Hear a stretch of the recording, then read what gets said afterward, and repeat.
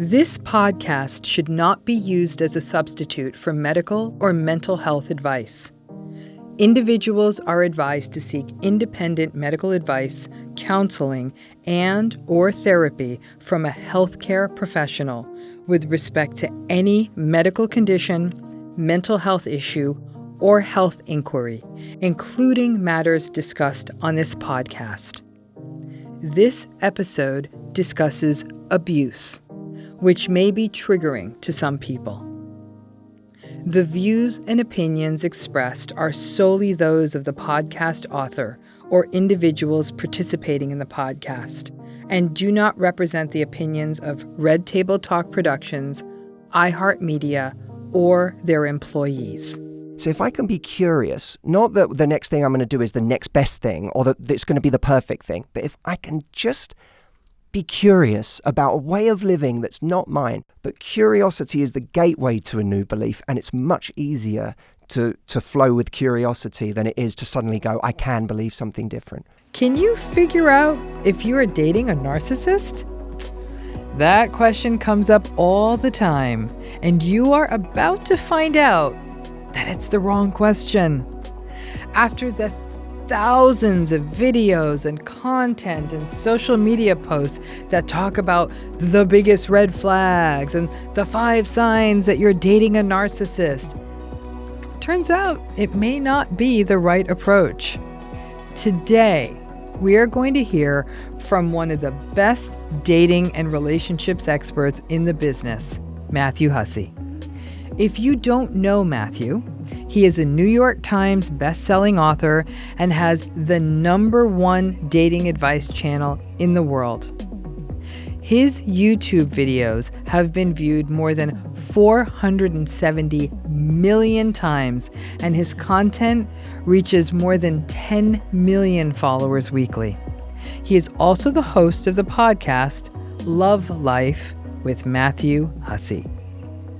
Today, we're going to hear his perspective and belief that by putting all of your effort into trying to avoid another toxic relationship, you may be missing what he believes is the real antidote, which is focusing on you, giving yourself permission to hold standards for yourself and slowing way down. And we will also talk about why this is uniquely difficult for survivors of narcissistic relationships. Matthew's a good friend, and it is a pleasure to welcome him here on Navigating Narcissism. We're here with Matthew Hussey. Matthew, welcome. It's Hello. So nice to have you here. What a great way to kick off this second season. I'm so honored and happy to be here. I've done many kind of podcasts in my life, but this is a special one for me to be able to team up with you. Well, it's so nice to have you here. I thought when I woke up this morning, I thought, I have a friend coming on today. And these conversations we've had in sort of bits and pieces, we've had them, to your community, but we've never had one that's, I think, all entirely focused on, what I really consider is dating in the era of narcissism, where it seems to be so ubiquitous. We've talked a lot about the back end of these stories. What happens when relationships become toxic? What happens to people? But what we don't talk about is sort of the front end.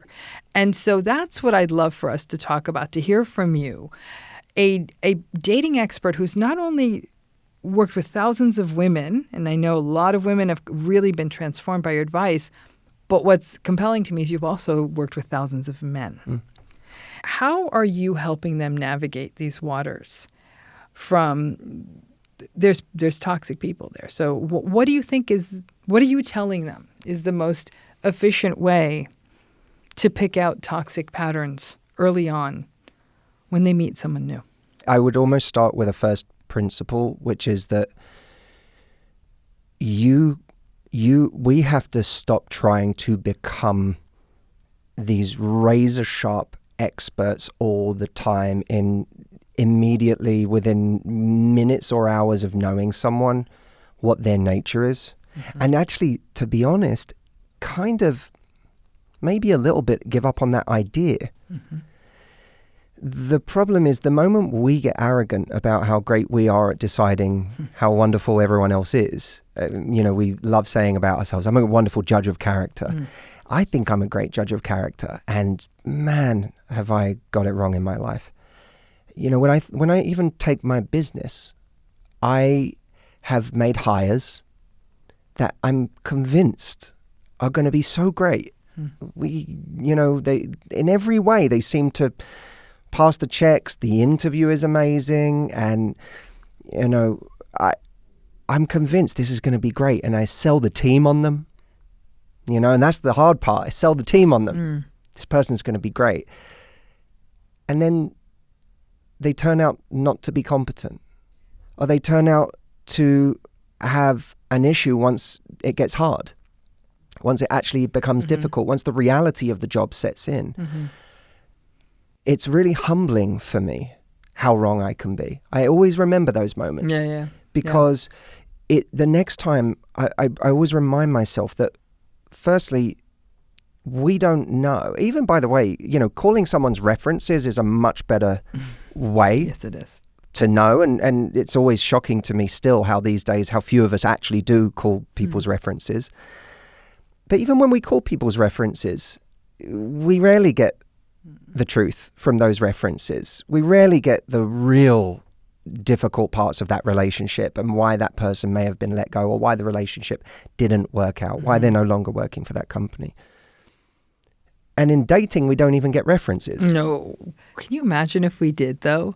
Can you imagine if you could call references when you were dating someone? Oh, what a world. It would be extraordinary if you really got an insight, but we don't. And so we're relying on, in the beginning, probably a dating profile for a lot of people these days, or a first meeting, or a first date. And it really tells you very little about the relationship. It tells you a lot about how fun someone is to spend an hour or two with, how charming they are, and even certain things that we might say are good indicators. You might say, well, this person is a great listener, because I always think that one kind of caricatured way of looking at a narcissist on a date is that a narcissist is more worried about being impressive than they are being impressed by you. They want to show you how great they are. I always say narcissists will give you the date of your life. You will have the most amazing time, and you'll come away screaming about how wonderful it was. Right. But that's because they impressed you, most likely. It's because there's something about them and the show they put on that was really exciting. So you could say, okay, well, then you really have to say, who's impressed by me? Who's a good listener? Who actually asks me questions? And that's certainly a tick, but it's also something that people can do when they know how to make you like them even more. If I'm a good listener, and if I ask you lots of questions about yourself and I'm engrossed, then I also know that that's going to have a big impact on you. So I think that, I guess the punchline is that character, true character, the kind of character we're looking for, is the right values over time. And time is what you do not have early on when you're making those judgments. And that's why I almost think we have to let go of this idea that we're so razor sharp at judging people and instead say, I don't know. I haven't heard anyone say it quite that way. And I love that idea of we've got to get over this idea of us being this expert and great judge of character from the jump for a couple of reasons. I can say as recently as the last few months, the mistakes I've made on people I let. If I don't know, and this is what I do, we aren't. And there's a reason for that I want to get to in a minute. But by putting this onus on people of you should be able to pick this up, because I get that question all the time, Dr. Ramani, tell us 5 things to look for on the first date. I'm like, oh, it's early. Like, do they scream at the valet? I don't know, And so, but I think that what you've even done is even lifted that pressure off of someone like me who's being asked an impossible question, because what it does is it lifts the shame from people who say, why didn't I pick up on all these red flags on the first date? Now, when you back construct it, 1 or 2 years in, they'll say, oh, some of the stuff was right there on the first date. But again, we're really good at retrospectively putting pieces together. It's really hard in real time when you yourself are also in a state of sort of heightened, like, who is this person? I'm learning about them. You can't be the expert. And I think that's actually very freeing for people to hear that you cannot be sort of narcissism detective or toxic detective or anything like that on a first date. It's just, it's a ridiculous ask. 100%. And it also can turn us into a person we don't want to be. Right. Essentially just a detective for red flags. Yeah. That's not a version of us we want to be. It doesn't make us a compelling person to spend time with. It makes us someone who's constantly kind of squinting and flinching and looking at everyone's move and trying to extrapolate that out. Right. And I prefer to be a little less judgmental in a way, but also a little less quick to decide how wonderful someone is. Okay. Kind of almost have fun, be in the moment, enjoy the date. I'm not saying to someone be unromantic about the date itself. Have that great time. But we have to have ways of checking ourselves and kind of letting some of that pressure out afterwards, so that it's almost like we blow off, we like have to burn off a bit of that energy that's been created sometimes, because it's a potent mix. When we want to find love, add in some excitement at having met someone you have a connection with, add in a little insecurity, add in some scarcity that you haven't met anyone you liked in a while, and you have a very potent mix. You are no longer a neutral judge of this situation. And so I think that people have to say, we'll see is a magical phrase. We'll see. Your friends will ask you, how was the date? And you say, oh my God, it was such a great date. And he did this and he did that and they did this. And your friends will say, oh my God. And they'll amp you up even more. Your friends are dangerous. Yeah. Because they then amp you up. Yeah. And there has to be to me, we'll see captures it perfectly. It doesn't say I'm pessimistic. It just says, I don't know what I don't know. Could this become something? Yeah, maybe, we'll see. Is this person as wonderful as I hope they are? Yeah, we'll see. Right. So it's pacing, because you're talking now about something that I talk a lot about in narcissistic relationships, which is discernment. Right. So, and discernment is that part between not constantly looking for red flags, but also not getting almost sort of drunk on the wonderfulness of it all. It's finding that middle ground where you're saying, basically, slow your roll a little bit. Like, take it slow. Take it in, enjoy the goodness, don't feel like you have to be a detective, but also give yourself time to be discerning. But if we take our time with anything, we are going to learn a lot more about it. And there is a rush. I think people feel a rush to feel. Yes, and look, I've met friends in the last 48 hours, new people that I really, really like and impressed with. And in some cases, I'm a little kind of almost intimidated by it, because they've done such wonderful things in their life, and they, I feel that urge in me. I feel the teenage Matthew kind of rise up and go, I want to be liked so badly by this person. I think they're great. I like who they are. They have a wonderful way about them. I want this person to like me. And I perpetrator as anyone of like putting out red flag videos, because, in our world we do it, but I almost worry that sometimes we create so many red flags that we're in danger of labeling ourselves a red flag. Because I'm like, with all these different red flags I've put out there, at some point I'm going to be accused of one of these things. And one of the ways that I almost sense that I become a red flag is like that moment where I get really excited about someone. I know I'm liable to text them and gush in ways that maybe aren't organic to how well we know each other yet, or how much this person has actually done, And in that moment, I speed up the relationship at an inorganic pace. Interesting. And so I think what happens is we sometimes can be as much a part of that dynamic as somebody else. I know you talk a lot about love bombing. what about when we're doing a little love bomb? Like when we're the ones out of insecurity and liking someone so much that are so worried about getting someone to like us that we overdo it and we try to speed the relationship up. I think one of the things that's really wonderful about what we're talking about here, which is the kind of we'll see approach, which is more measured, is that there are multiple wins you get out of it. One win is you don't steam headfirst into a relationship or a dynamic with someone that isn't earned, that is going to make them possibly take advantage of you, or you be blindsided by qualities you didn't know were there. But the other win that you get from it is that it's actually more attractive. Because when someone recognizes that you are not someone who has immediately decided this person is the newest best friend you must have in your life, and that you'll say anything to get closer to them, which then really, in their eyes, lowers your value.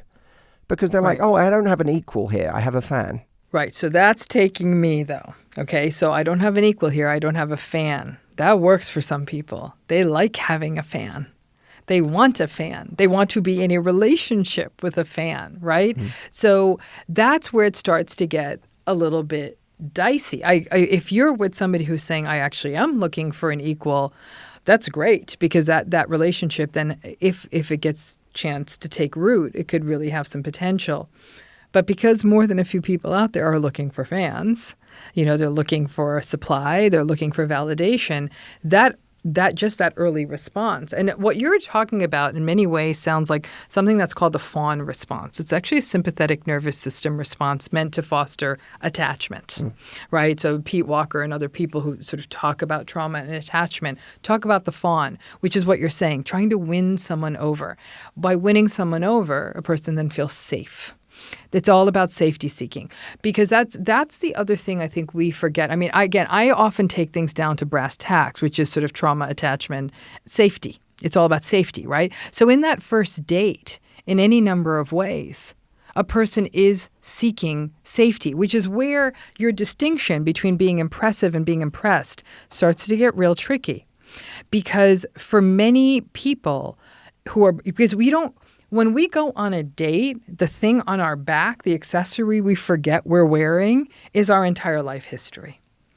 And for people who've had histories, even childhood histories of invalidation or being just minimized, mocked, criticized, dismissed, you go into that date and someone's trying to be impressive. That's something that is in the moment feels so restorative, because in that moment when someone's trying to be impressive, you feel so seen. Even though you want them to be impressed by you, that's not even on the radar of somebody who grew up like that, right? So you're like, oh my gosh, this person did these things for me. The idea of someone doing for someone is remarkable. So then they feel seen. Now they're gushing, oh my gosh, I'm really into this person. I'm your fan. If you have a personality style where you're looking more for a fan than you are looking for equality, I'm starting to see how this boulder tumbles down the hill. Yes. And so what we're bringing into that first date of what we need and how we need to be seen and how we need to feel safe is, how do you think about that when you're guiding people through dating and understanding that we do have safety behaviors and we have holes we're trying to fill, because that's what we often try to do. How do you guide people through that? If I have an anxious attachment style, after the date, I want to text you and for you to text me back in 10 seconds. Otherwise, I'm going to be anxious. And if you don't text me back for an hour or two, it's going to make me feel unsafe, and you don't like me, and I like you more than you like me, and so on. And I think then what we do is we respond to that by doing more of that thing, by giving into that anxious style. So I want to text you more now and chase up on you, and maybe even tell you that I think you're out of line for not texting me back so quickly, or you're not doing enough. I think one thing that can help us is actually starting with the end in mind in terms of the kind of relationship we want. So if I was feeling secure in a relationship, what kind of relationship would I want to have? For example, there's a moment in the series The Office where Jim, he's actually not someone who gets jealous. Pam is off studying. In New York. Yes. Mm-hmm. And he sits at the bar with Pam's ex, who is a kind of hot-headed, jealous male, controlling. And when he hears that Pam's been out till 3 a.m. and left Jim a voice note on late one night, he says to Jim, doesn't that concern you? That would concern me, that she's out late in New York hanging out with new people. And it puts this thing in Jim's mind. For the first time, he's not even like that, but it infects him with this idea. The next thing you know, Jim is in the car. Yeah, driving to New York late at night. He's like, I'm going to go and find out what's going on. And, he gets a little way into his drive, and all of a sudden he says, you know what? And he turns the car around. And he says, no, because that is not me, and that is not our relationship. Mm-hmm. And to me, that was such a powerful moment, because what it did, talking about almost putting the power back in our own hands, he took accountability for creating the kind of relationship he wanted to be in. Mm-hmm. In other words, his safety was not going to come from showing up and finding out that she wasn't doing anything. Right. His safety was going to come from being a leader in creating the kind of relationship he wanted. Now, if she didn't live up to that standard, that's a different thing. Mm-hmm. If he later found out, but right now, he was going to be a leader in creating the kind of relationship that he wants. So if you project forward into the kind of relationship that is your ideal relationship, and it's not one where when your partner goes to the bathroom, you're checking their phone. Right. Don't check their phone now. If your ideal relationship is one where someone can actually go off the radar for 5 hours or 10 hours or whatever, and you feel fine, you feel great because there's no anxiety there. They love you. They care about you. They're loyal. If my partner, and this relationship has been a beautiful one for me, because my partner, if she disappeared for 24 hours, as long as she sent me a text saying I'm safe, I would not have jealous feelings. I would not have anxiety. I wouldn't wonder what she's up to, right? And now if that's the relationship you want to be in, start with behaviors that build that kind of relationship. Because that relationship is a representation of the kind of relationship where you actually feel safe. Mm-hmm. So that doesn't mean, obviously, start giving the amount of energy that you would if you were in a full-blown relationship with this person. Right. It means do the things in the beginning that imply you're going to have a healthy relationship with this person. Mm-hmm. Mm-hmm. If the cadence of what they do, if the standard they give you or the respect they give you quickly reveals itself to be one that isn't in line with that, that then becomes a conversation. And we can talk all about this, but I think there's different ways of having the conversation depending on how early it is. Yeah. Because there's a way to wade in too aggressively, or in a way sometimes even too seriously when you don't know someone very well. But to me, rather than following your style, follow the moves that would create the kind of safe relationship you actually want to be in. Model the behavior of the relationship you want to be in. And that means, by the way, if you go on 2 dates with someone and you haven't heard from them in the last couple of days, reach out to them first and ask them how they're doing and how their day is. Model the kind of communication you want to see from them instead of just being led by what they're doing. Right there, you're nailing into something that I hear from clients I work with in therapy. So I'll work with young clients, not even always young clients. Sometimes clients post-divorce, they're dating. I know I'm not supposed to text them. They should be texting me. How long should I wait before I text back? I'm not a dating expert. I'm like, how long? I mean, and I'm saying what you're saying. Like, if you want to communicate with them. No. Then I'm going to feel needy. Shouldn't they be chasing me? I said, why would they? Why? And I'll often be quite perplexed. And I think from a more of a, again, maintaining your identity in a healthy sense of self, I'm hitting it, but what you're saying though, let's face it, and tell me if I'm wrong, is isn't the prevailing wisdom, you need to wait, if you text too soon, the whole thing is going to go away. Bringing it back to this narcissism topic, nobody plays the game better than narcissistic people because they're often setting the rules for the game, moving the goalposts all over the game. In fact, they're changing the game. You think you're playing soccer, then it's rugby, and then it's basketball. And so it's just shifting all the time. They get to be the shifter. And so you have someone who's coming in with the best of intentions. I'm going to try to make this relationship be the way I want. I know what I want this to be. I want it to be trusting. I want it to be collaborative. I want it to feel safe and secure. And now someone is, and they're saying, and now they text them, and then there's silence because for that other person, let's say it is a game for them, or they can't be bothered. They're just, at that point, they don't want to do this dance. I have a feeling I know your answer, but I'm hitting this from where I think a lot of people are saying, that's not been my experience, and I was told not to text back. Yeah. So help us understand that, Matthew, because in a way I'm thinking of every client who's ever asked me this question, and now I get to go back with the answer. So tell us. I feel like I have so many different ways of coming at this, so I'll maybe come at it from a couple of different angles. Firstly, attraction is a dance, and you can't be the same person in the dance. You can't make the same step all the time.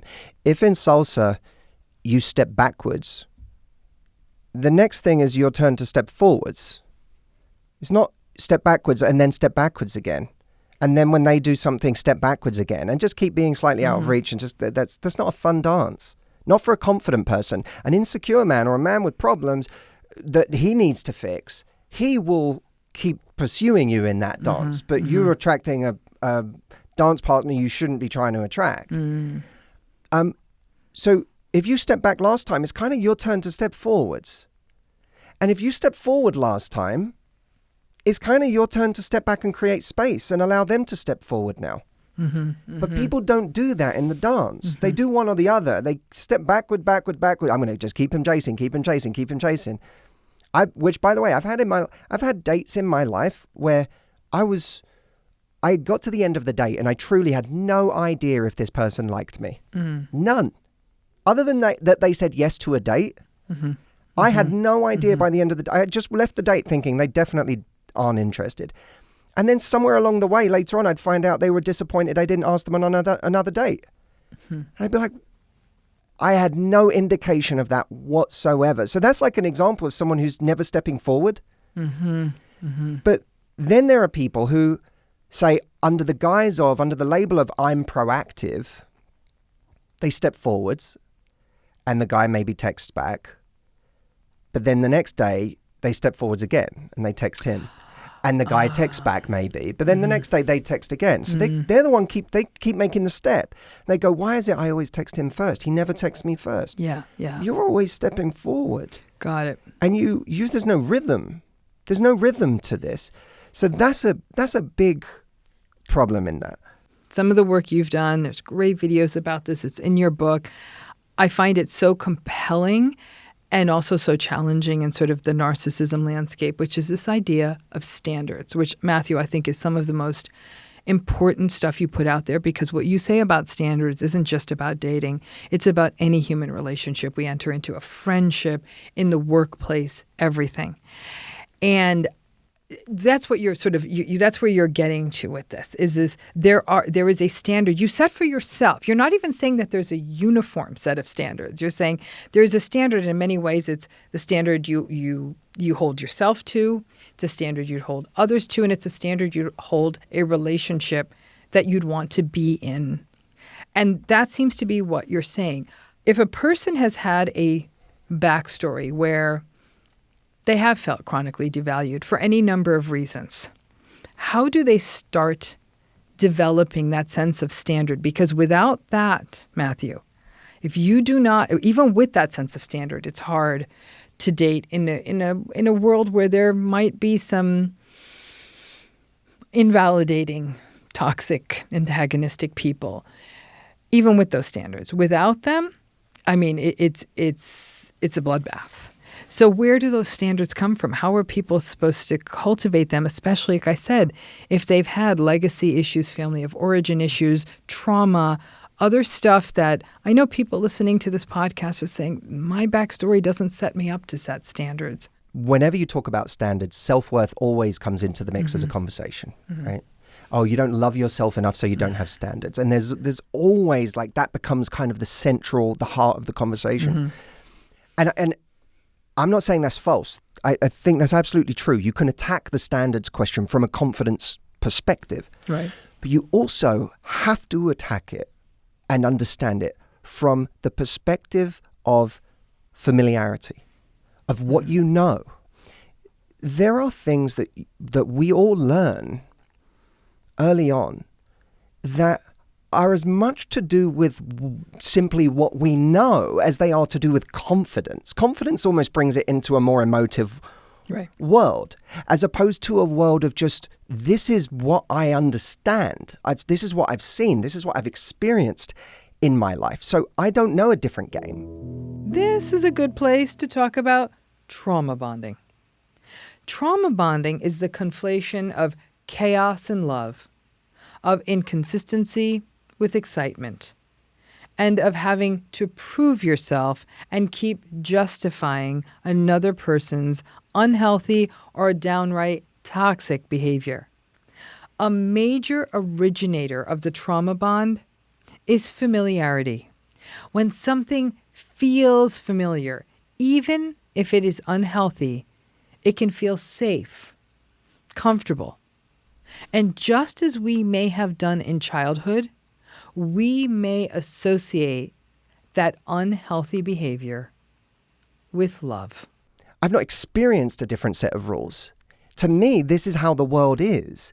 And I think that even when we logically can see that other people are having a different experience than we're having, or that their relationship seems to follow a different set of rules, when it comes to our own life, the emotional reality is what we have experienced. I see it like when someone comes out of a relationship, let's say with a narcissist, there is a complete... That person doesn't have reference points for what healthy looks like, for the fact that they can be a different way, and for the fact that if they are a different way, it will actually get a different result. That's all unmapped territory. So what we have to understand is that if you've never stuck up for yourself and you've not been taught that, then that is such unknown territory. Yes, it is. That doing it is alien. And the idea that if you do it, it will actually produce a better result, either short-term or long-term, is you have no reference points for a belief to set there.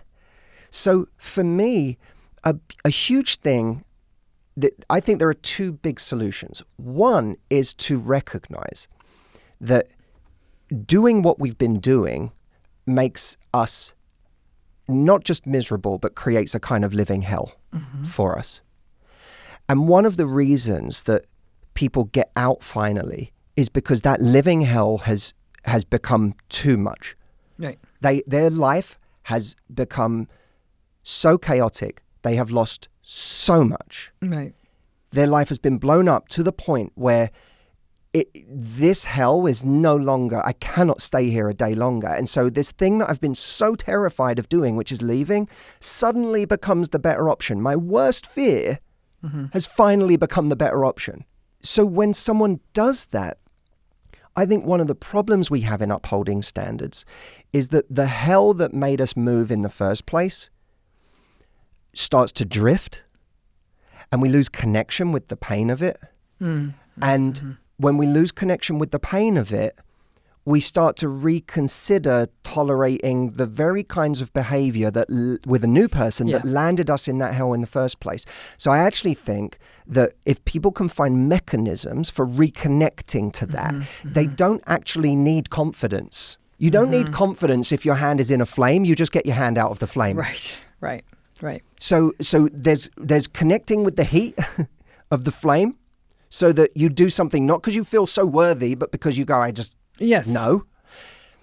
And then we start to build confidence on top of that slowly by beginning to get someone to the point where they can take small actions that create little reference points for the fact that life can be different. And I think that is a magical and subtle place to be, is just all you need is an opening in life, is to know that you just need a curiosity that my way of existing and how I've lived and what I've put up with is not the only way in the world, because everyone else doesn't just live like that.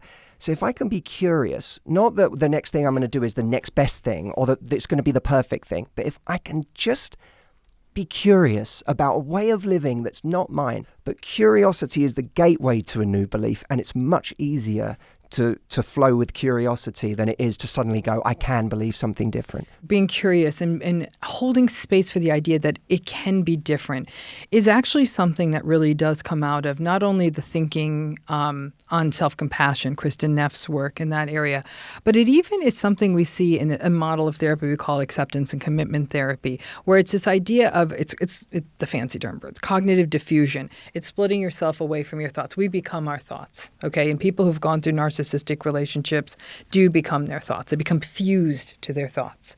The diffusion becomes you're not your thoughts, and to be open that there can be a different one. I'm going to push you on the standards conversation because we're going to talk about the Dr. Ramani of it all.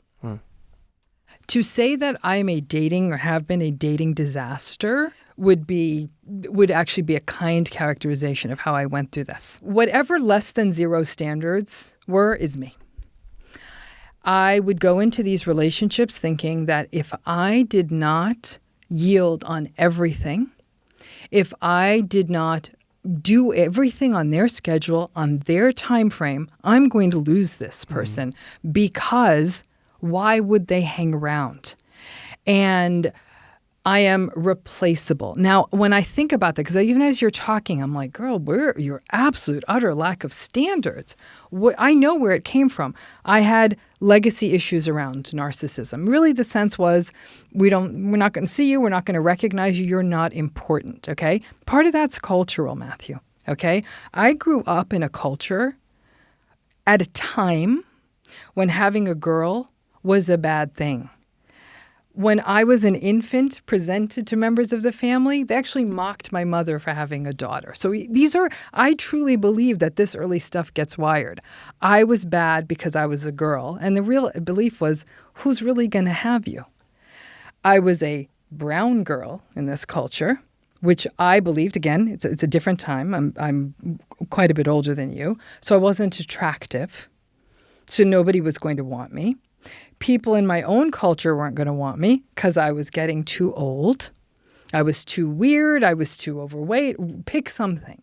So if somebody gave me even a little bit of attention, I was going to do anything. Oh, drive 2 hours? Of course I'll drive 2 hours. Wait 3 hours? Of course I'll wait 3 hours.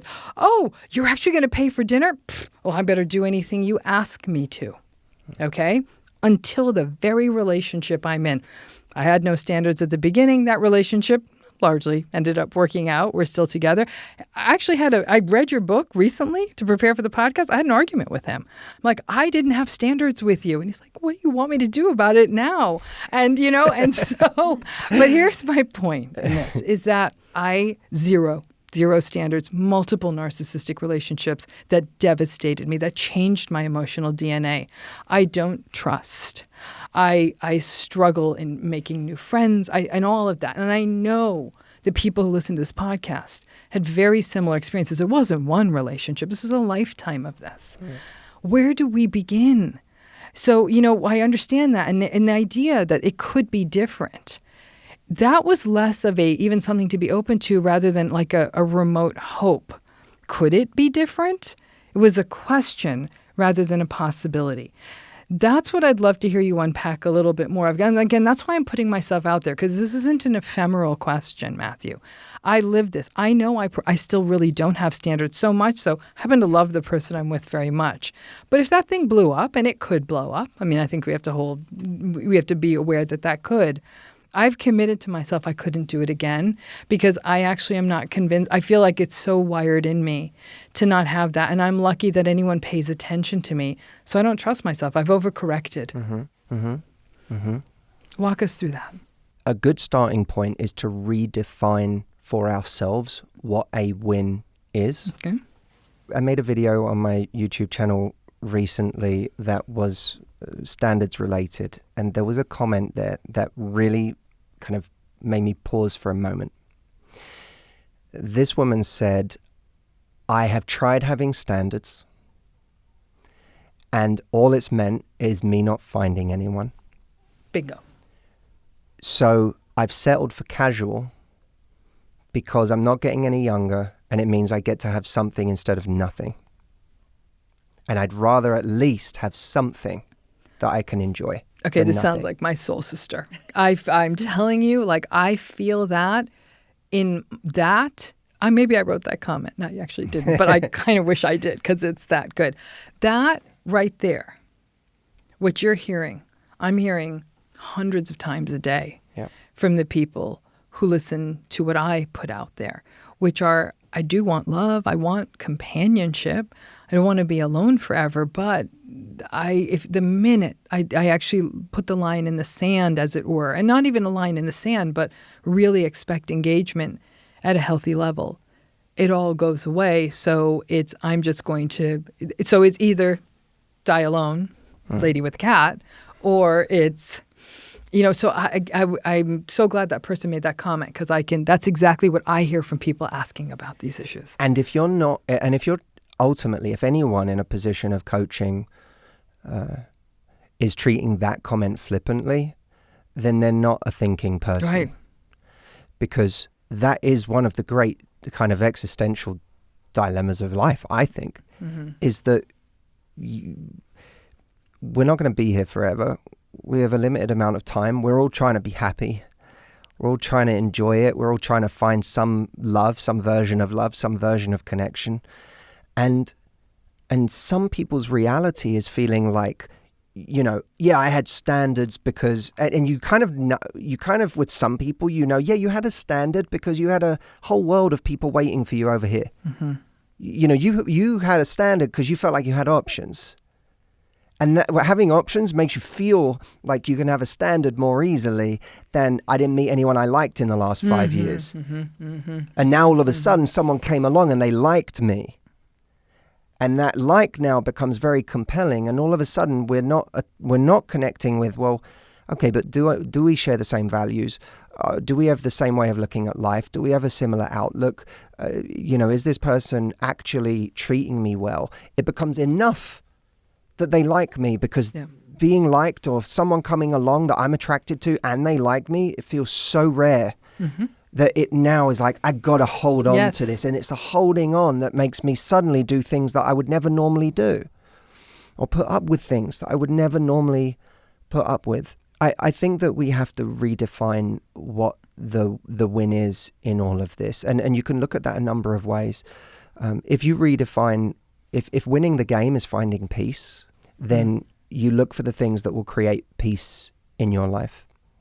Whether it's single or in a relationship, it kind of doesn't matter.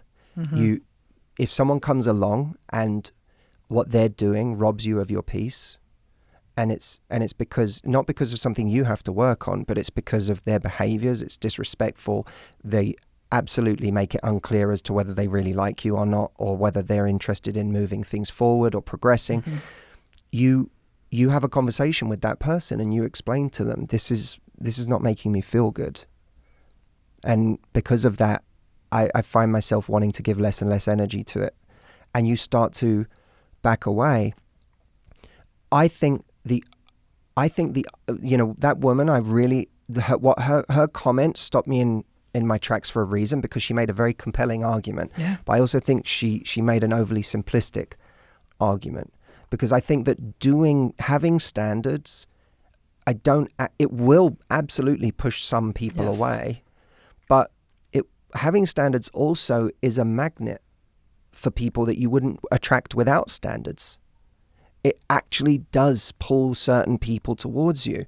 I mean, my fiancée Audrey, she did things, but I remember when I met her in London, and when I first went back to LA, I was not treating her seriously. I was not progressing the relationship. I went back to LA and, I was still being single, and I didn't want a long distance relationship. But I still texted her, and I think one day I sent her a message that said, like, I miss you, or I'm thinking of you. And in that moment, she had a choice to make. This person likes me. That she would have felt. And there probably also would have been at least a little excitement that this person that I like is reaching out to me. Now, that excitement may have also been combined with frustration and resentment and anger that, what the hell? Like, I haven't heard from him in weeks, and now I get this. It's a whole thing together. But some people take all of those feelings and they go, I'm going to set them all to one side and just respond as if I'm fine. Yes. Because I don't even want to communicate to this person that they have any leverage over me emotionally. But B, I kind of want to see where this goes. Yeah. And so I'm just going to roll with it. Now, that when someone does that, it sends a very clear message to the person on the other side, which is that my, let's call it negligence of this relationship or dynamic, whatever, situationship, goes unnoticed. Yes. Or at the very least, it goes ignored. You're willing to ignore it, which concretizes the behavior. Yes, it does. And she didn't do that. She didn't play cool. She also didn't just kind of respond to be flirtatious. And now that I've got one text from him, I'm going to get him really attracted this time. Yeah. What she said was, hey, I hope you're well. To be honest, I haven't felt that close to you in a while. And rightly or wrongly, this message comes across like a bid for attention. Oh, to everyone knows, I consider Audrey a friend, and I just went deeper into my friend love for her, because that's good. That's so good. I'm going to tell you, my 57-year-old self could not imagine having the confidence to say that. That's amazing. I love that. And she will tell you that there was a time when she didn't have that confidence, and which, by the way, I think is really important that people understand. You can change at any time in your life. It doesn't matter. You've been a certain way your whole life. You've always had a certain pattern. You can change. I don't care what age you are, what stage you are. You can change at any point in your life and create a new reference point that leads to a new belief. But you have to do something different to create a new reference point.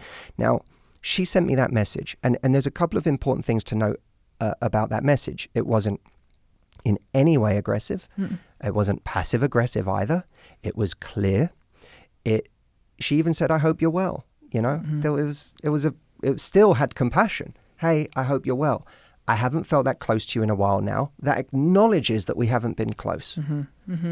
And then it said, and rightly or wrongly, the rightly or wrongly is really powerful phraseology. Because when you say rightly or wrongly, you're also removing ego from the situation. Because she's not saying, I'm accusing you of this. She's saying, I might be wrong.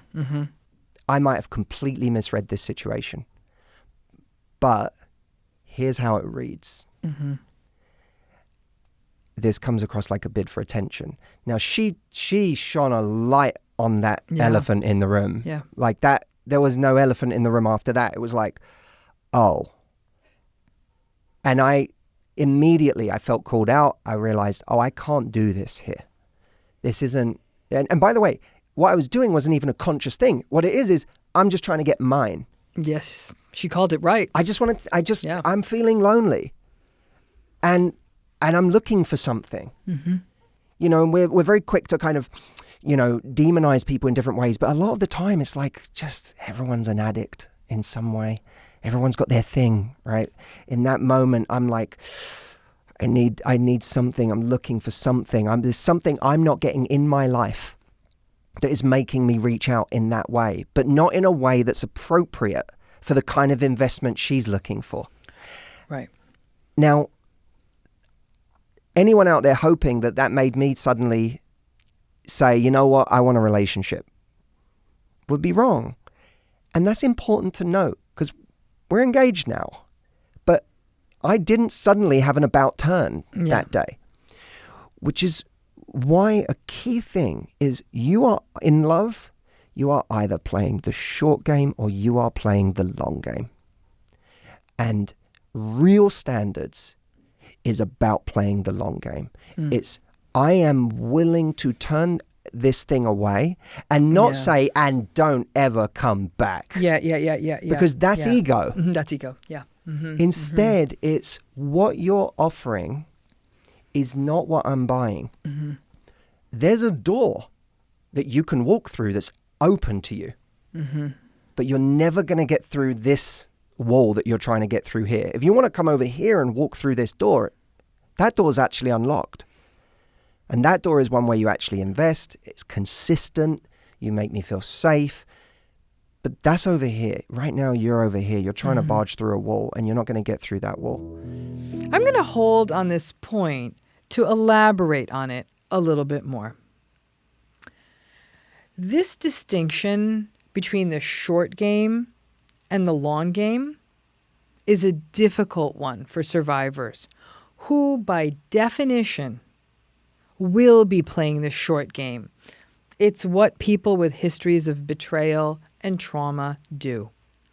Short games leave us feeling safe in the moments, and healing and growth are about giving ourselves permission to play the long game. And it took time. But what I quickly realized about her was, I'm never going to be able to come back to her with this dynamic. So when I do come back, it's going to have to be with a different dynamic. And by the way, someone may still try their luck 3 months down the line. Sure. And you have to show then that standard is not a tactic, it is a standard. Right. There's a difference. Right. There is a difference. Yeah. Right? Don't have tactics, have standards. A standard is not a tactic. A tactic is, I'm doing this so that you give me some short-term result I want. Well, yes, a tactic feels like a manipulation. Yeah. Long game. This is who I am. And it doesn't even have to be, it's who I am because I'm so amazing and I deserve this and I deserve that. And no, like that to me is still kind of just goes back to ego in a way. You know, it's like I think we get lost in that logic in a way when that whole like, you know, who would want me or I'm replaceable or that's kind of still ego. Yeah, it is. And I think the same is true of standards.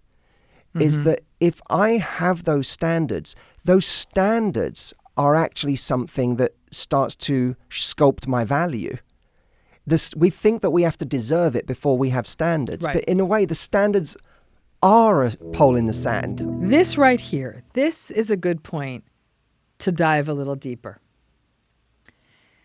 This languaging around what I deserve is tricky for many people who don't believe they deserve to be treated well and may actually believe everyone else deserves that, just not them.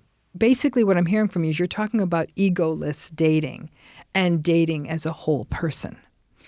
And you can only do that if you do the whole person work, which is valuing yourself, being authentic to yourself, knowing what you stand for. One thing you talked about earlier were values, right?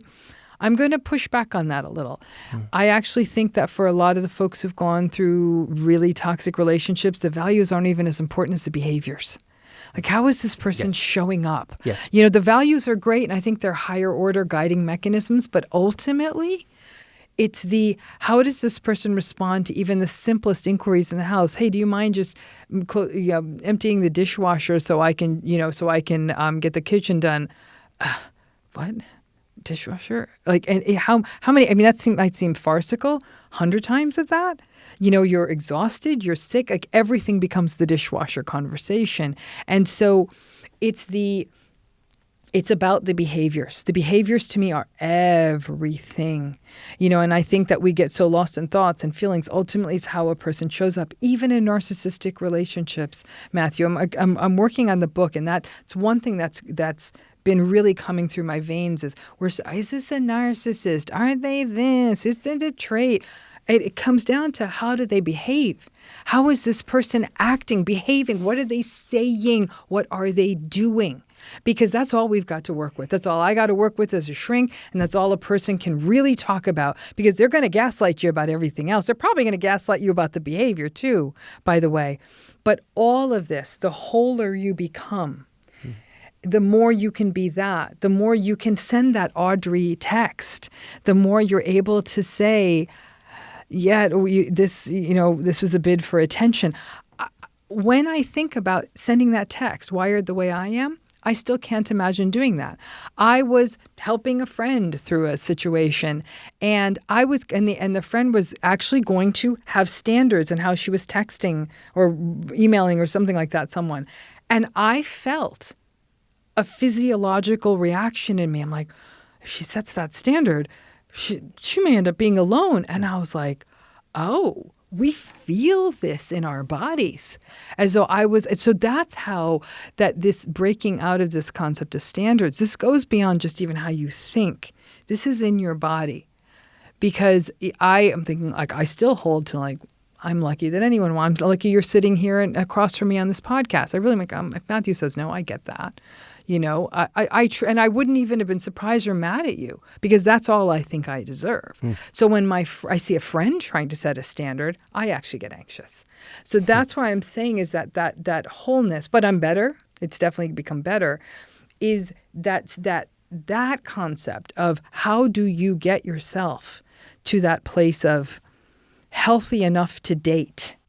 In terms of where to start, I think that it is really important to get very clear on, regardless of what we think we're worth, when we talk about how do we make ourselves whole, I actually think the first distinctions we need to make is what never works.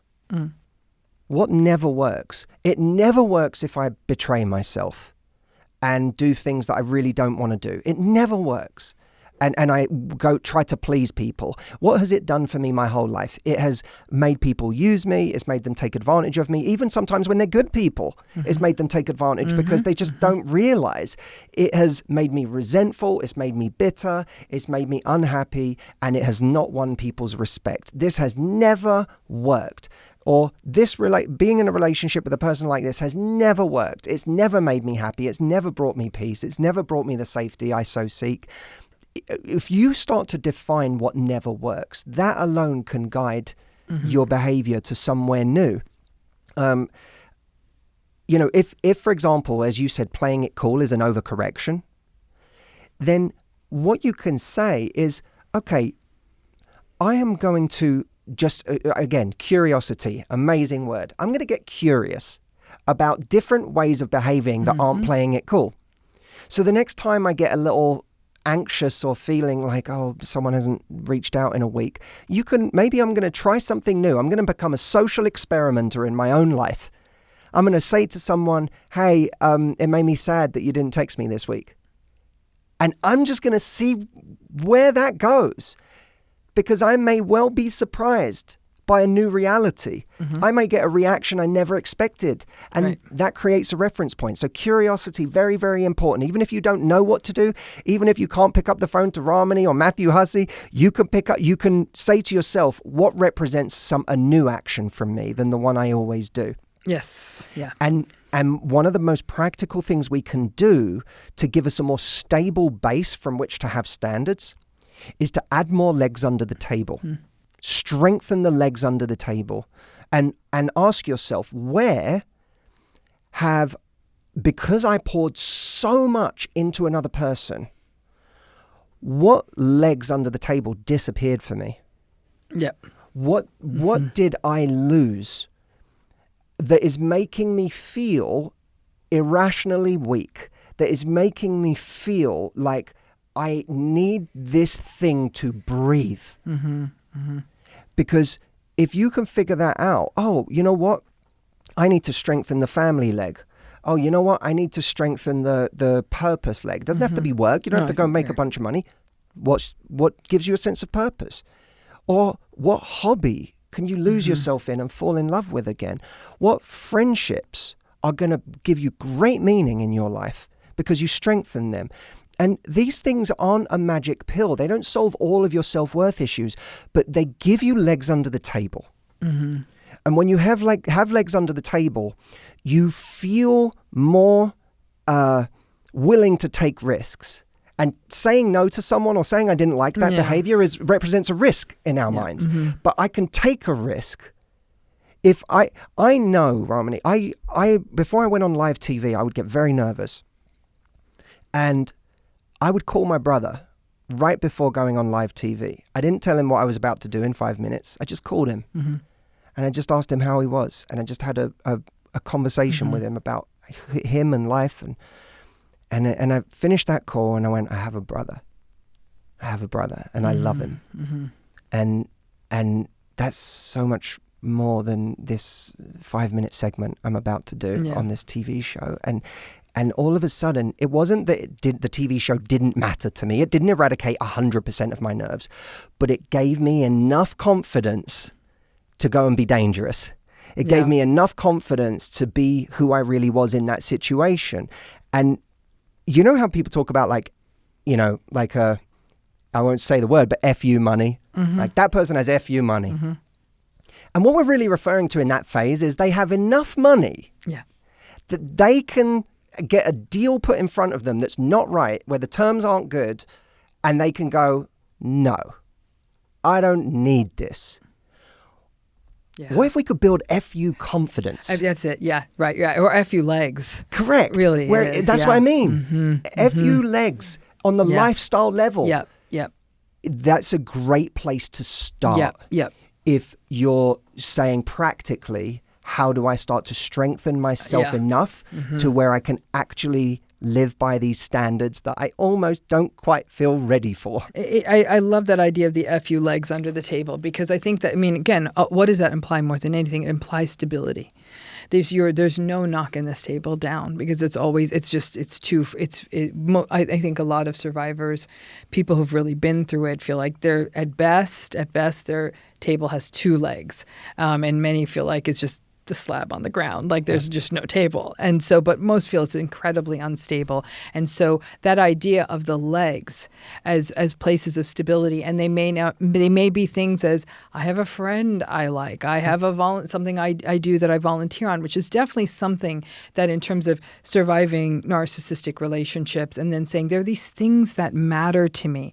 Like I said, once I started feeling more autonomous professionally and loving, like not just showing up and getting a check, but loving what I was doing, it was almost like 7 legs sprung, because some of those other things I wasn't able to cultivate. There's a couple of things I don't want us to forget to get into. One thing I wanted, because this legs under the table thing, though, is taking me to a place where I think a lot of people feel this tremendous pressure, which is time. Okay, and by time, it's 2 things. There's the reality of time, and there's even the biology of time. This came up when I spoke at your retreat in Florida. Mm-hmm. And one of the questions that stuck with me most was, people were very engaged in the conversation about sort of toxic relationships and dating. But one thing that came up was sort of having children, that by the issue of biology. And it is something that comes up over and over again. I'm 35, I'm 37, I'm 38. I want to be a mother. Now, listen, I'll tell you this, reproductive technology has changed. In a very short period of time, have started counseling multiple people on deciding they're going to do it alone. These are women, and they're going to do it alone. I now also know of men who've done it alone, and they're not. And gay men have been doing it because they've had to get a surrogate to carry a child. But these are straight men saying, I have been burned too many times, but I want to be a father. How do you help people navigate this space of dating, the risks in dating, getting into unhealthy relationships, because they feel a pressure by society, by very biologically real time, cultural, religious pressure? How do you guide people through that? In my own life, I can relate to coming at everything from a place of worst case scenario, and always going to that place, always catastrophizing.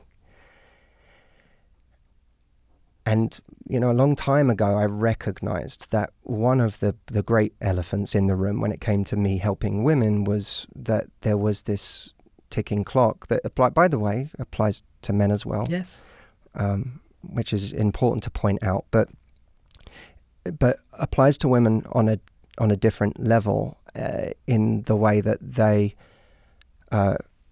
have an age by which, biologically, it's typical that they will not be able to now fulfill a dream that they have perhaps always had or always been told to have, of having children biologically themselves.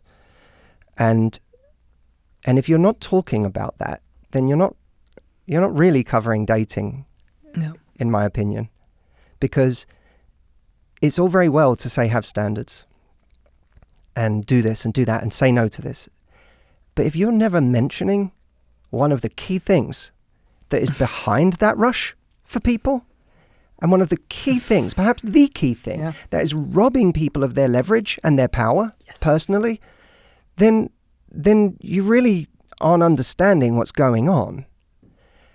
And once I realized this, I didn't know whether to talk about it or not, in truth, because I knew it would be a minefield for me as a man, and I knew that there would be a kind of, and perhaps rightly so, a sense of you don't fully understand, or you can never understand.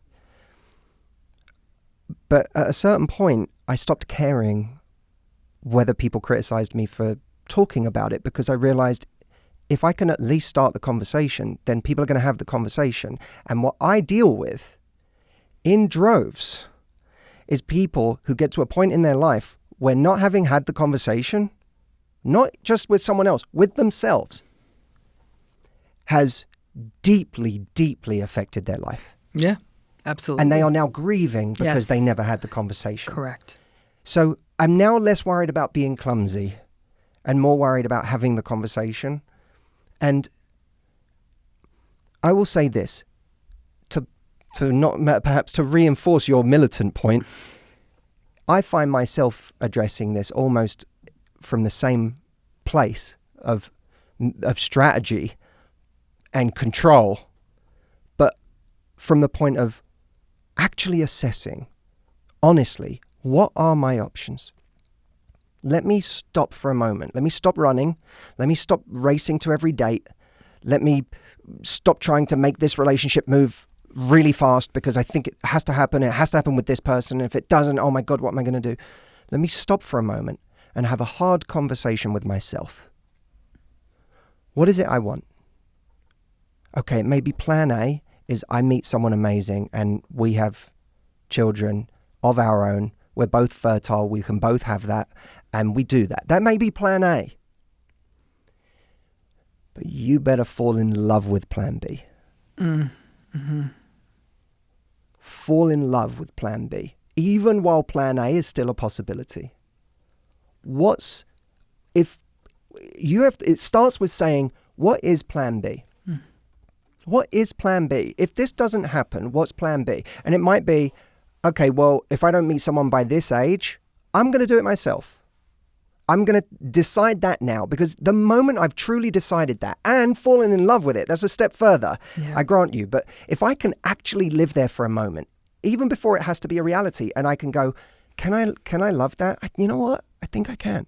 And by the way, if I can't love it, that's also a form of closure. If I've realized that I don't want that, that's okay. No judgment. But when you make your peace with that, you know what? I want to do this as a traditional unit or not at all. That's closure. But if you know, oh, I will do this by myself if it doesn't happen, that's closure. And I can even love that. And by the way, go find people who have done that and love it, who have done that and it's the greatest gift they gave themselves, who have done that. And by the way, is plan C adoption, is go run the plans.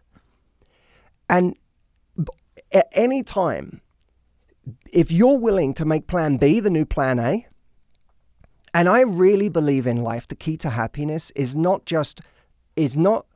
deferring to plan B, but it's making plan B so beautiful that it is plan A now. That oh my God, I'm so glad plan A didn't happen. To me, that's happiness in life, is when you can pivot in that way.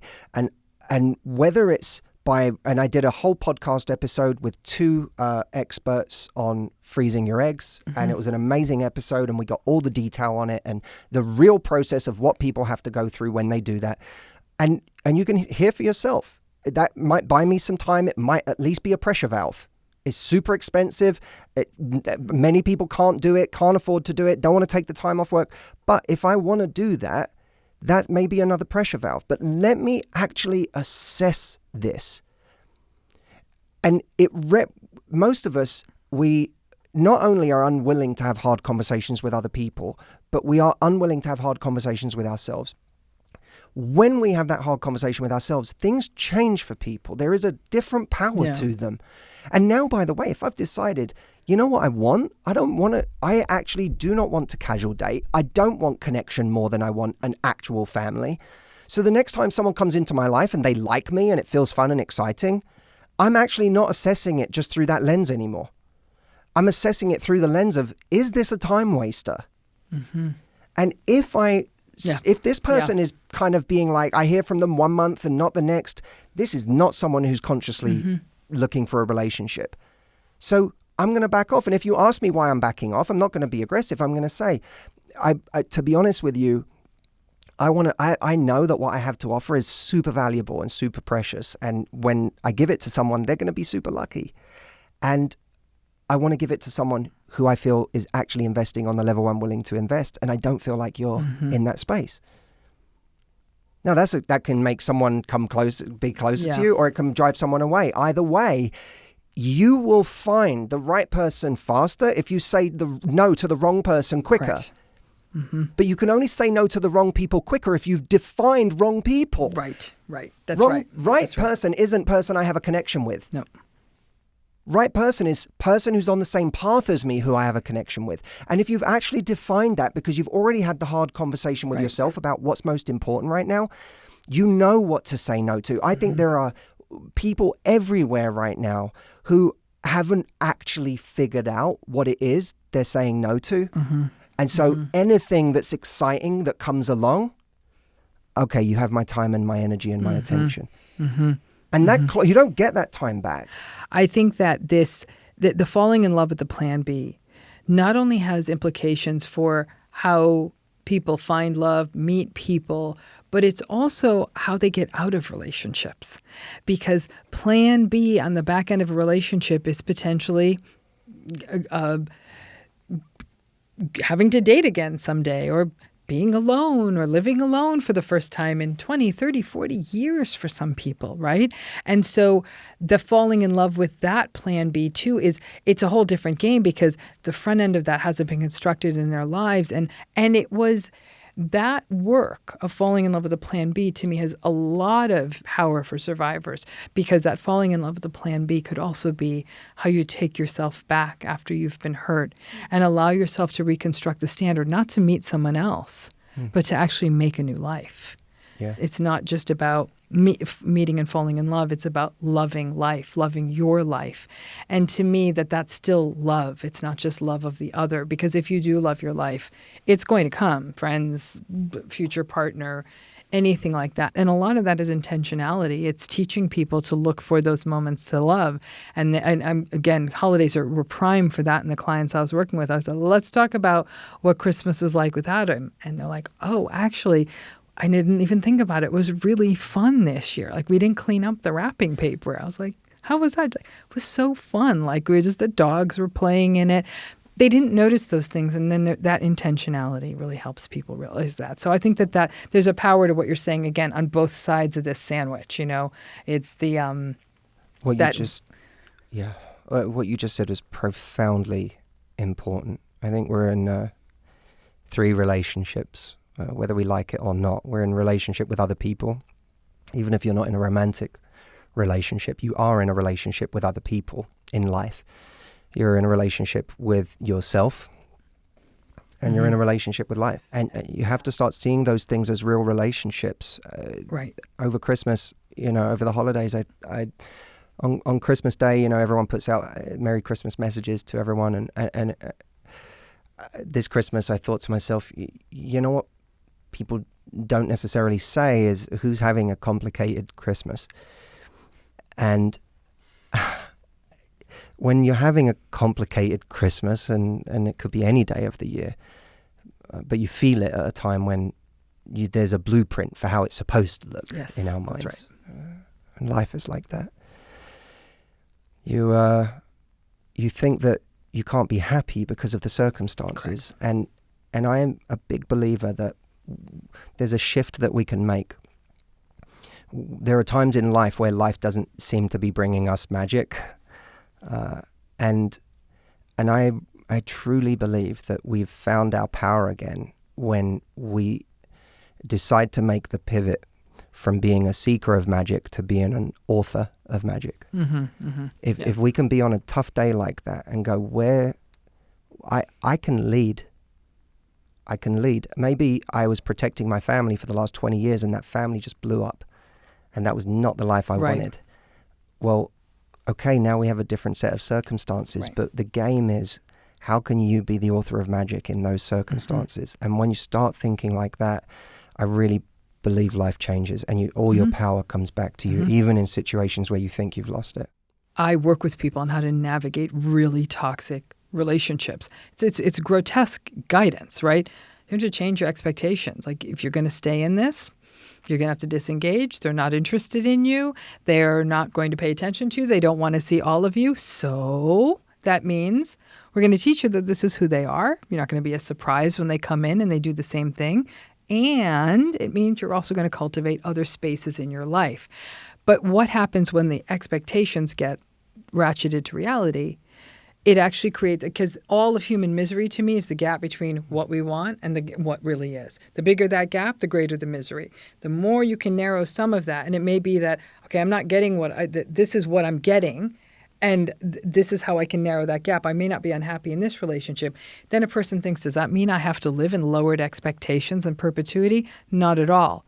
Now is to say, if these are some of my expectations, I'm going to take these to other places in life. And none of this is easy. I think that if I've learned one thing through our conversation is that there is no, I think we want sort of like the 5 tips to find the guy of my dreams or the gal of dreams or my person of my dreams. There are no 5 tips. This is work. This is working on yourself. This is making yourself accountable to you.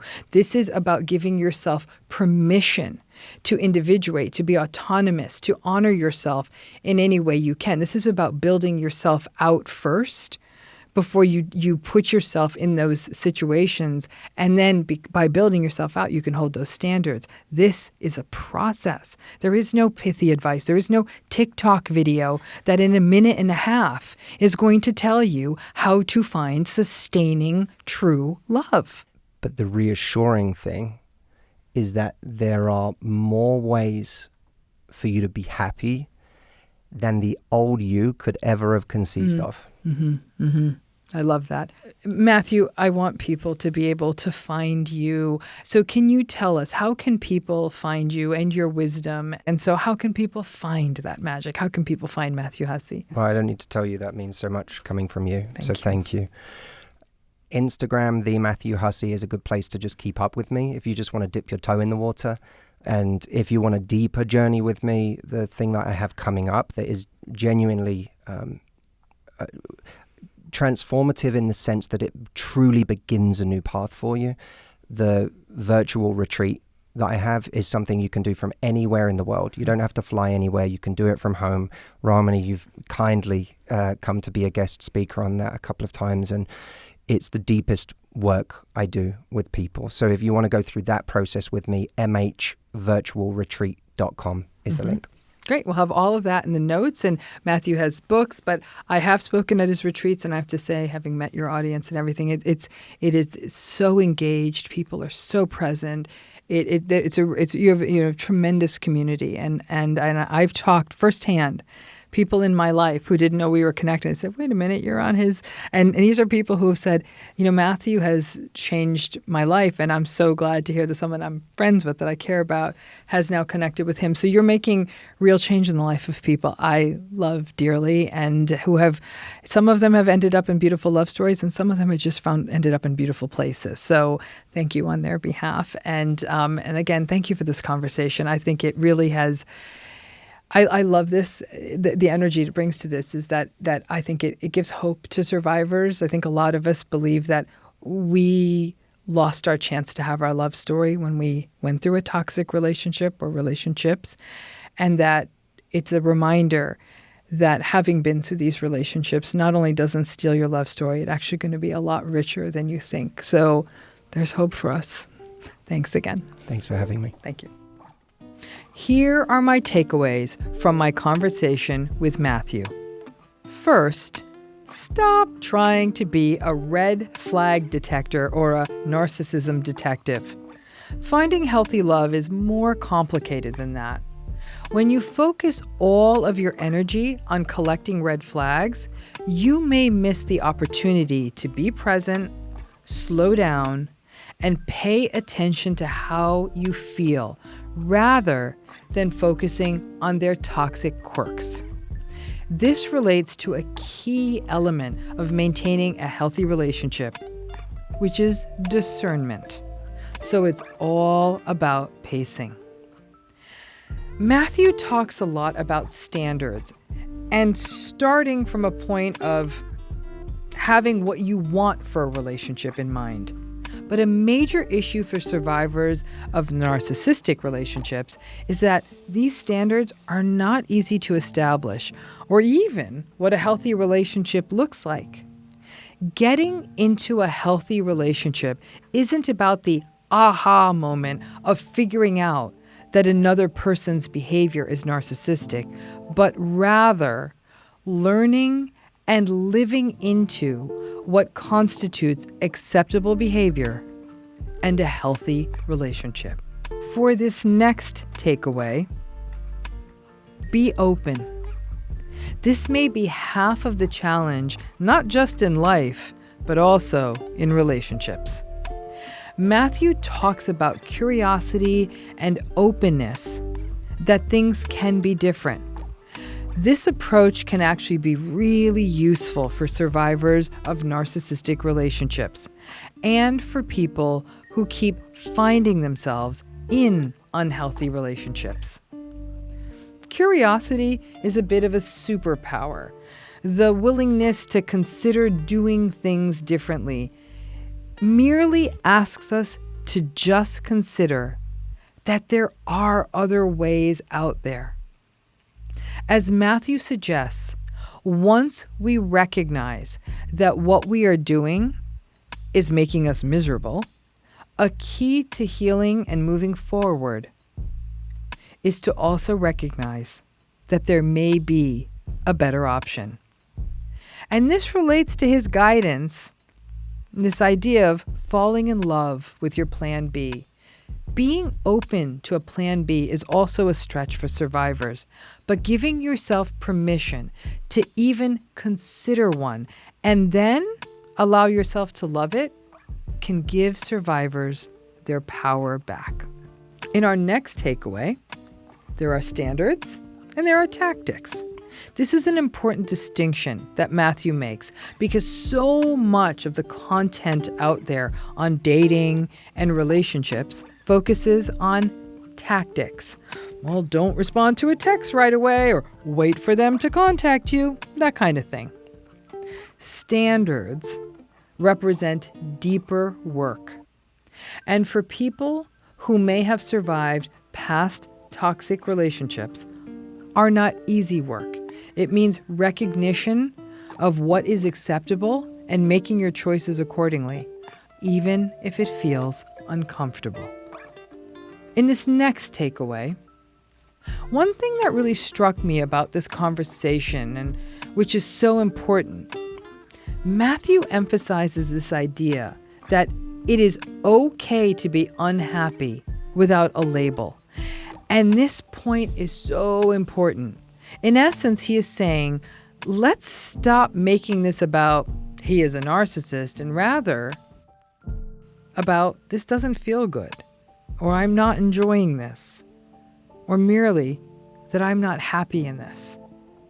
Instead of trying to validate an uncomfortable relationship by calling someone out as narcissistic, it may be more useful to simply acknowledge and give yourself permission to note that you aren't happy, and then proceed from there. And for our final takeaway, maybe the real work of dating is getting legs under the table, which is the idea of creating stability by having lives full of varied things that matter to us and strengthen us. Meaning, purpose, people, and activities that matter, social support. More legs mean more stability, especially when we are trying to navigate dating and relationships.